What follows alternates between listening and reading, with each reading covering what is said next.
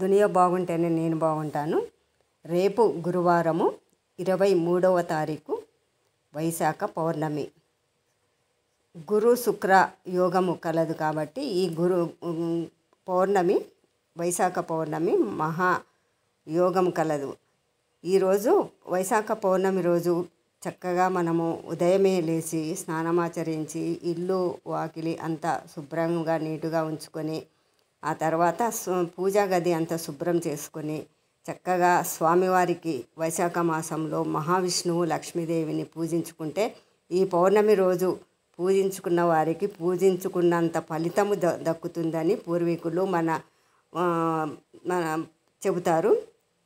ఈ వైశాఖ పౌర్ణమి రోజు శ్రీమన్నారాయణుడు గంగా నదిలో తాబేలు రూపంలో జన్మించాడని మన పురాణాలు చెబుతాయి. కాబట్టి ఇంటిలోనే మన గంగా అని అనుకుని మన ఇంటిలో ఉన్న నీటితో గంగే యమునే సింధు కావేరి అని నీటిలో చక్కగా చేతితో కదుపుతూ ఆ స్వామిని తలుచుకుంటూ స్నానమాచరించి చక్కని దుస్తులు ధరించి పూజా గది చక్కగా అలంకరించుకొని లక్ష్మీనారాయణులను సత్యనారాయణ స్వామిని వేసవి కాలం కాబట్టి చక్కని మల్లెలు మనకు మంచి స్వామివారికి ఇష్టమైన తెల్లని మల్లెలతో స్వామిని అలంకరించుకొని పంచామృతాలతో విగ్రహాలకు అభిషేకం చేసుకొని స్వామివారికి నైవేద్యంగా మనం రవ్వ చక్కెర సత్యనారాయణ స్వామికి విష్ణుమూర్తికి లక్ష్మీదేవికి బెల్లం ముక్క సమర్పించుకొని చక్కని ఆవు నెయ్యితో దీపారాధన చేసుకోండి.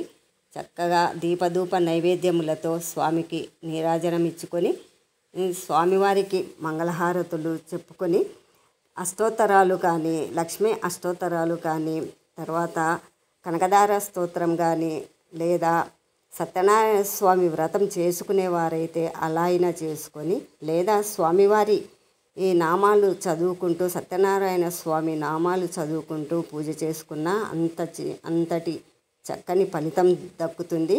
అలాగే ఈరోజు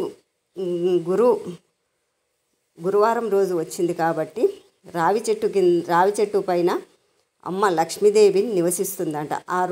ఆ రోజు లక్ష్మీదేవికి ఆ రోజు రావి చెట్టు కింద ఆవు నెయ్యితో దీపం చేసినా చక్కని ఫలితం వస్తుంది. ఎక్కడైనా గుడిలో రావి చెట్టు ఉంటుంది కదా, అక్కడికి వెళ్ళి ఆవు నెయ్యితో రావి చెట్టు మొదలు దగ్గర దీపారాధన చేసుకోండి. చక్కని ఫలితాలు వస్తాయి.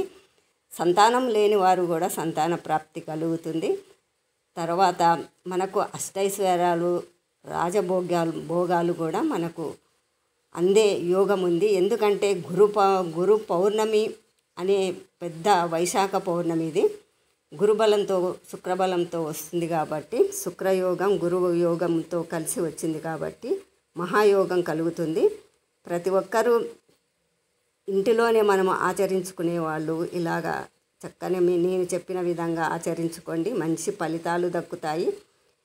నేను చెప్పే విధము మీకు నచ్చినట్లయితే నేను మా తాతగారు అంటే మా నాన్న తండ్రి గారు ఇలా వైశాఖ పౌర్ణమి చాలా వైభవంగా జరిపేవాడు.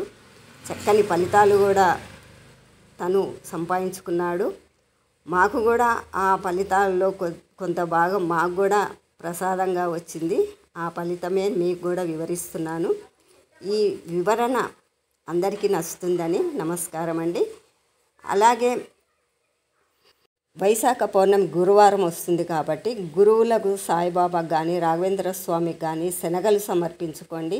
మంచి గురు బలము దక్కుతుంది.